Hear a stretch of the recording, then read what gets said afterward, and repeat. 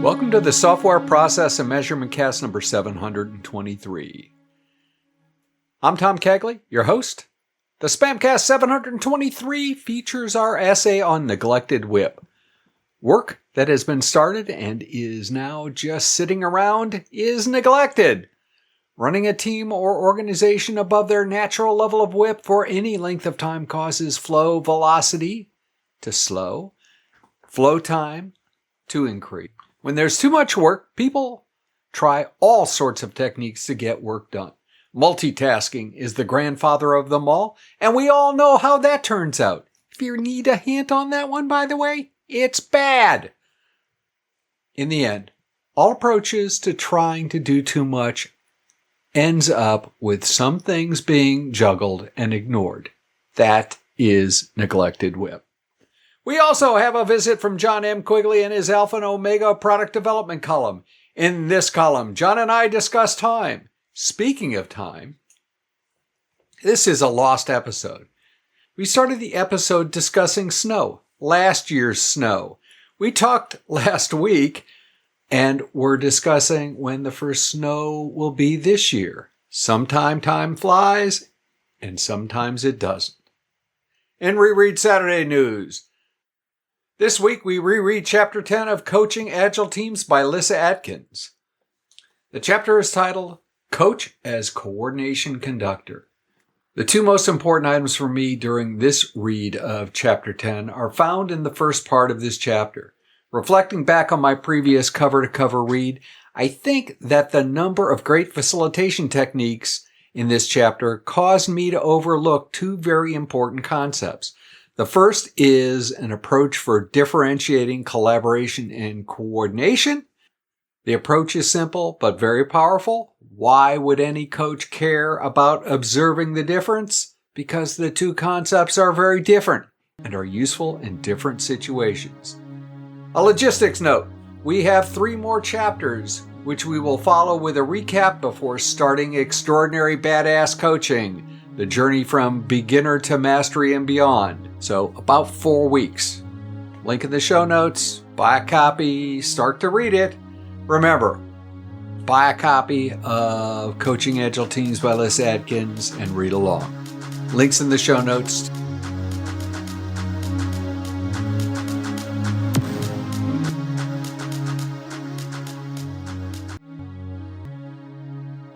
Neglected WIP by Thomas M. Quigley Jr., Megan E. Quigley.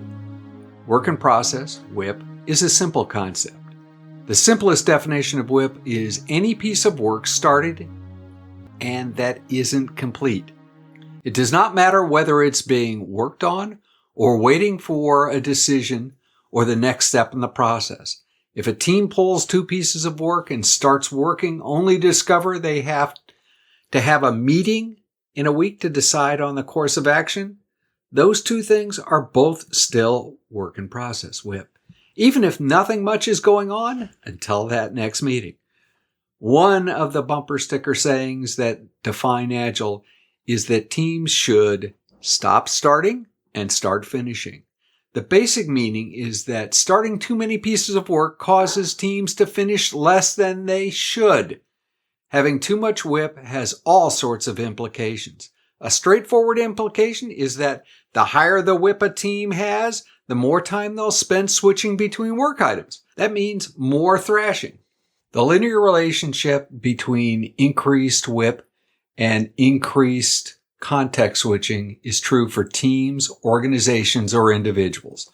I've always struggled with moderating my own WIP. I like saying yes. I adopted the idea of a 5-item shortlist when I read Multitasking by Stefan Notenberg. Link in the show notes to that. The shortlist helps control my WIP by throttling work entry. It's been a huge impact by reducing the number of items on my active to-do list that I'm ignoring. Less WIP means less neglected WIP, less cognitive load worrying about the work I'm ignoring, and the more things done at the end of the day. Work that has been started and is now just sitting around is neglected. Simple. Running a team or organization above their natural level of WIP for any length of time causes flow velocity to slow and flow time to increase. When there is too much work, people try all sorts of techniques to get work done. Multitasking is the grandfather of them all, and we all know how that turns out. In the end, all approaches to trying to do too much work ends up with some things being juggled and ignored. That's neglected WIP. This is the harbinger of miscommitments and trust problems. Right or wrong, when you tell someone you have begun their work, they begin to expect the completion. When the work drags on or completion doesn't happen, trust and satisfaction wane. Following the chain of events further, it's easy to expect increased levels of stress and turnover, yielding a death spiral. Finding a way to identify when WIP tips over into churn and neglect is critical.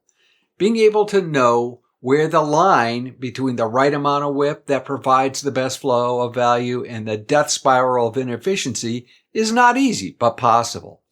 As humans, we are phenomenally good at rationalizing our behavior until we can't. Enter metrics to facilitate the discussion. Neglected WIP can be calculated if you understand Little's Law and know your flow time and flow velocity. Little's Law allows a team to estimate the WIP they should have, a great approach to setting an initial WIP limit. The equation for neglected WIP is actual flow load minus predicted flow load divided by the actual flow load. Ends up with a percentage. By the way, if flow load is a foreign term, think work in process. I had a friend in high school who rebuilt cars for stock car racing. I remember him discussing the impact of running engines hot.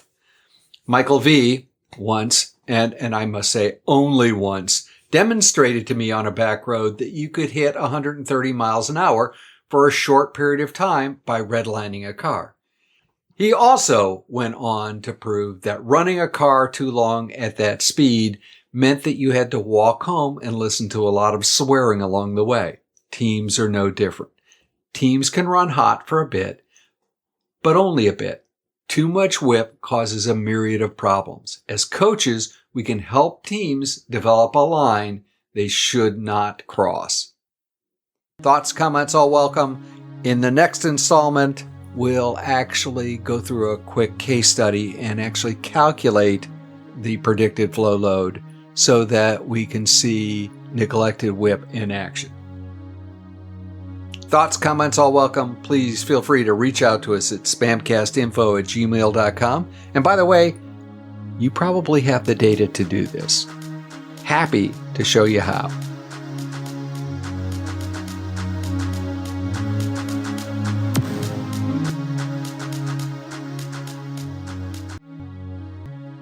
Jon M Quigley, welcome to the Software Process and Measurement Cast. Jon, by the way, when we recorded this, I'm going to guess it was snowing, at least where I was, and I don't think it's snowing anymore. Hallelujah, the snow is over. In fact, the last day here was almost like spring. We have crocuses coming up. We've had daffodils coming up since October. It is really weird. I mean, they're not very big, but even now, but it's like, just let's get some leaves and bury them because I don't want to look at these things because it can't be good. We see that now, and then snow and ice coming a few days later. That's just a big mess. It's not good to have that illusion of spring on the way and have it dispelled so quickly. There we go. We're all the way back to where we started our recording of, and obviously we're peering behind the curtain here a little bit. We record 3 of these at once, and we started all the way back in time talking about time, and we're back discussing that our perception of time is different, right?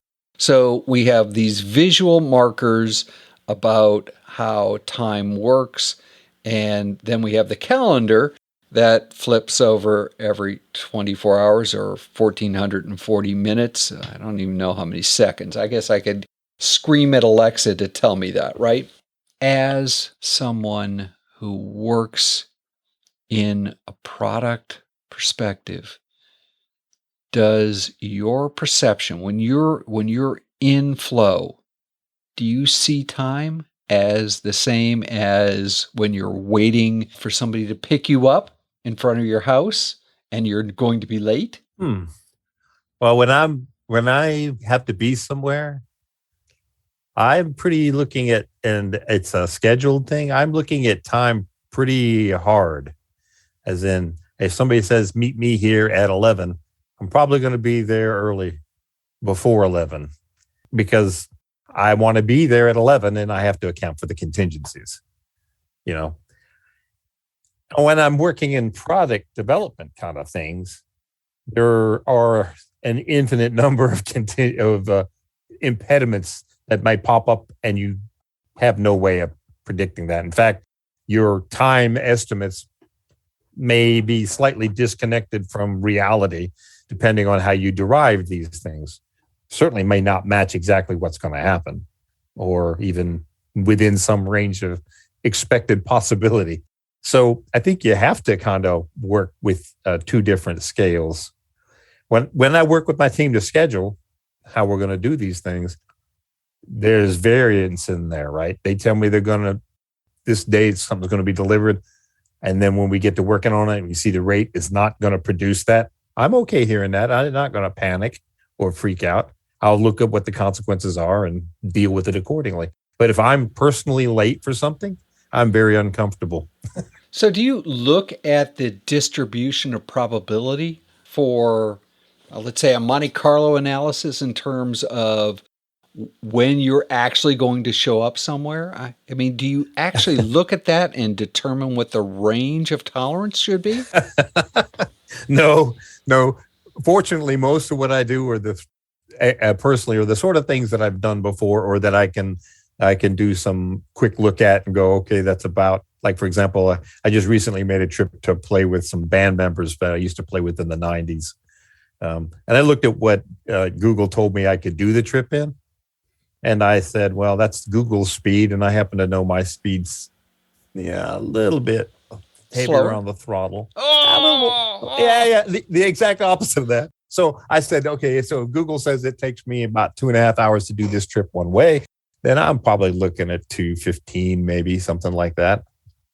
I'll probably, and I'll make my schedule accordingly. I told them I would be there around 11, and I actually got there about 11:05, 10. Sorry, told them I'd be there at 10. I got there at 10:05. So it was, I felt okay with that, given the long lead time, and I had to, in this case, I stopped by the guitar player's place and we picked up his equipment, put it in the back of my little car. So there was some time that couldn't easily be accounted for there.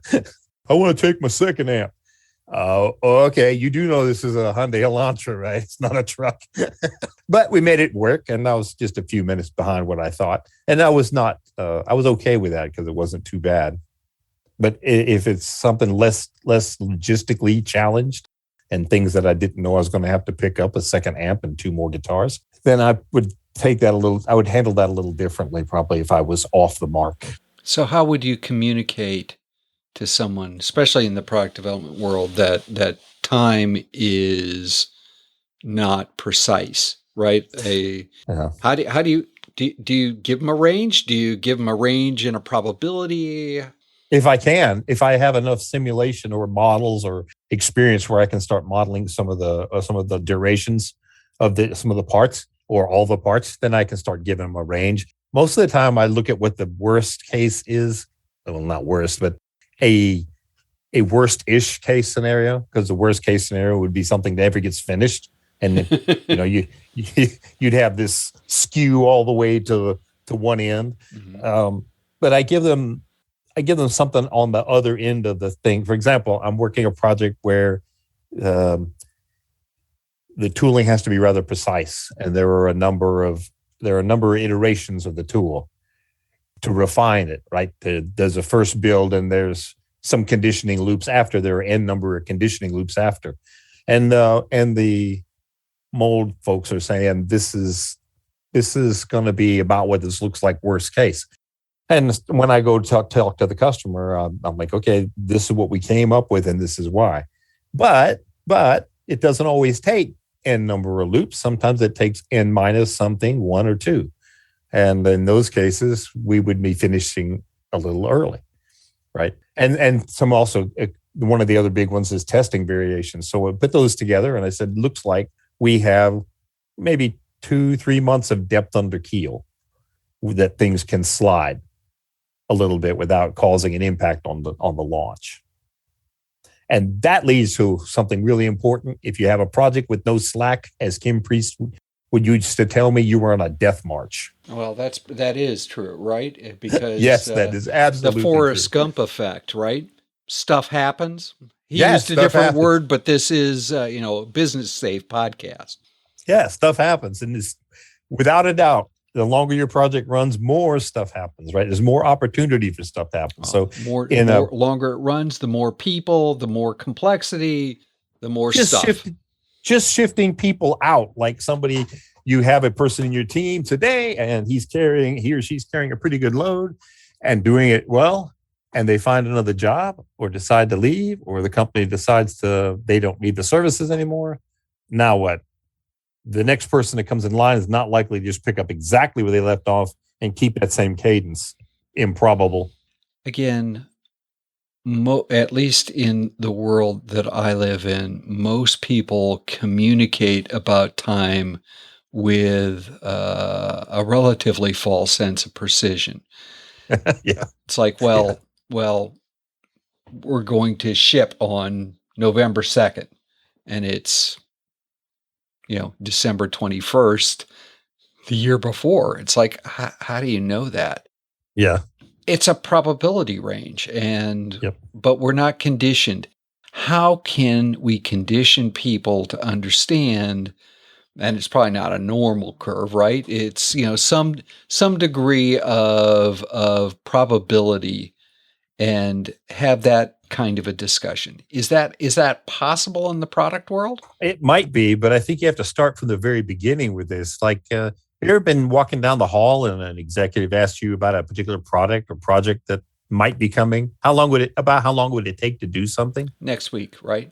It's always Thursday. Well, they ask you that, and you blurt a number, and you just kind of start. That's called, the executive is going to use that. That sets an anchor point from which all other things will flow. Mm-hmm. So the minute you blurt something, especially an unqualified something like that, and a very specific unqualified something like that, then that tends to be the gospel. So once you yourself have come to recognize that time is not this fixed thing that's easily determinable, then you need to start talking like that in front of those people that are going to be making these decisions and try to hold you to certain things. How can you tell them, I don't know? Well, I think that's exactly what you do. Or you said, the last time we did this, it took blah, and you start hedging it from ranges, right? Maybe you pick something really bad over here and something moderately close to what it might be, if you have to actually say something. But if you don't know, I think your best case is actually saying, I don't know, and then get together with your team and figure out what that might mean. When was the last time you felt it was okay, that you were had enough psychological safety to say, I don't know, to an executive? It's uncomfortable for sure, even if you're in a pretty psychologically safe place, to say you don't know. You're the professional. They're asking you a question about your profession. You kind of expected to come through with something, but I don't think that means you impromptu have to do that. It's one thing to pull from the hip and blurt something, and it's another thing to sit down with the relevant talent and arrive at something that might be akin to accurate or close, at least something that from which we can build. So what advice would you give, other than say you don't know, or step back and say, you know what, I'll get back to you with a number? What other advice would you give to the green person who's walking down the hall, who's going to make that? And if they don't, that executive will ask someone else who will tell them a number. They will always find some Yeah, and the sad part is that they often end up having to make trade-offs to meet that number. Like example, we may cut our testing in half because we need that number met, and that testing will. The results of that might be that we find things in the field, and then we're paying millions of dollars worth of rework and customer goodwill, or worse. Who takes the hit for that? It's the people who actually. This is what really torqued me off about some of the places I work. People would make decisions, and then the people who had to clean it up were always the people who actually were the ones who suffered from the decisions. Right. That happens very frequently, and I don't think that's a very good practice. And because for me, the painful part often is the thing that makes you learn, right? If it's not that big a problem for you, you may not learn from the lesson. But for example, I worked at a manufacturer who built vehicles, and they had their plant was in a mountainous area. It was cold and wet frequently. And people make decisions, and then the people who actually did the development had to go up into this cold, wet place and rework the product. It came off the manufacturing line because why? Because somebody made a decision to prematurely launch the thing without having some things completed.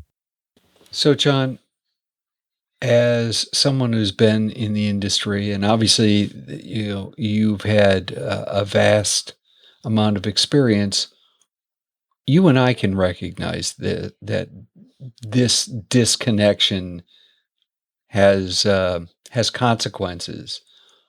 Why doesn't that get fixed? That's a good question. That's a really good question. I wish I had a really good answer for that. I can say if there's a disconnect between the people making the decision and the people who have to clean up the results of the decision, then there's no problem, right? The perception is there's no real big problem by the person who made the decision because they didn't have to do anything with it. Mm-hmm. And I think that's part of it. It's not punitive to have to clean up the mess. It's part of the learning process to have to fix what you broke, I think. But the person making the decision probably isn't going to work the part, write the code, do the drafting, build the product, hell, probably even sell the product. So how do they clean up the mess? Yeah, that's a good question. Maybe you volunteer to help. You go, I helped make this decision. I'm the one who drove this schedule like this. I'm going up on that mountain with you folks, and you teach me how to do that. I think it really does boil down to perhaps, well, another possible solution is to drive decision making down, right? Yeah, that is the best solution, I think. Yeah. Oh, wow. It is a solution. The best solution, probably not make any bad decisions ever. That's not going to happen ever because we make decisions with most of little information and then with lots of biases. So it's well, and then theoretically we learn from some of those, right? And if you make no bad decisions, you're probably not making enough decisions to start with. But you're also probably not learning a whole lot because you're just playing it dead safe. But again, yeah. I do think there has to be some degree of consequences for actions. Yeah, and again, it's not a punitive thing. That's where the learning happens. That's what it's about. It's not about you did this, now go clean this up. And you know what? In the case of that, we're talking about maybe the executive that makes a decision that fouls things up, volunteers to go do some of this dirty work. You know what? Even if not just the learning, I think they might draw some goodwill from the team that, okay, we made a mistake. You made a mistake. We'll go clean this up together. It's okay. It happens. I do think that would be good leadership. Yeah. That's what it's supposed to look like, I think. Yeah. Oops. There you go. Yeah. We're all in this together. Let's go fix it. Yeah. But I never saw a vice president up there programming those things. Yeah, neither did I. But, maybe. Yeah, hey, we can only hope. Maybe they're listening and would love to continue that conversation because it really if we want engagement, if we want learning, and we want people to understand that not all decisions are perfect, I think we have to recognize that and participate in fixing it. Jon, how would people continue that conversation with you? I'm on LinkedIn at Jon M Quigley, and you can find me on send me an email at jon.quigley@valuetransform.com. Jon, as always, your alpha and omega of product development is always one of those real enjoyable conversations. Thank you, Tom. I really like just sitting down here and talking about this kind of stuff with you, for sure. Do we ever go in a straight line? No, I don't think so. No, just kind of, I think a lot of times it's a little bit of meandering, but I think that's more or less my style anyway, sadly. I don't think it's sadly. I think that's my style, and we come up with some interesting things. Again, Jon, wicked cool.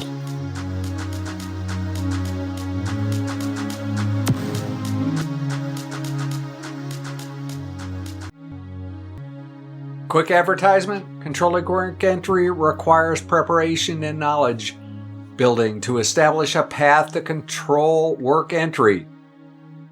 We talked about neglected WIP this week. Not controlling work entry generates neglected WIP. Contact Jeremy Willits and I have developed a work entry workshop. Contact us if you'd like to discuss having that workshop at tcagley@tomcagley.com or willitsjm@gmail.com. Both of those email addresses are in the show notes, so if you're out running, you don't have to try to copy things down while jogging along in traffic, period. Next week, we will feature an interview with Indus Khatan, founder and CEO of Quolum. Indus and I talked about SaaS, controlling SaaS spending, and serial entrepreneurship. If process improvement is a never-ending journey, why do so many people ask, are we there yet?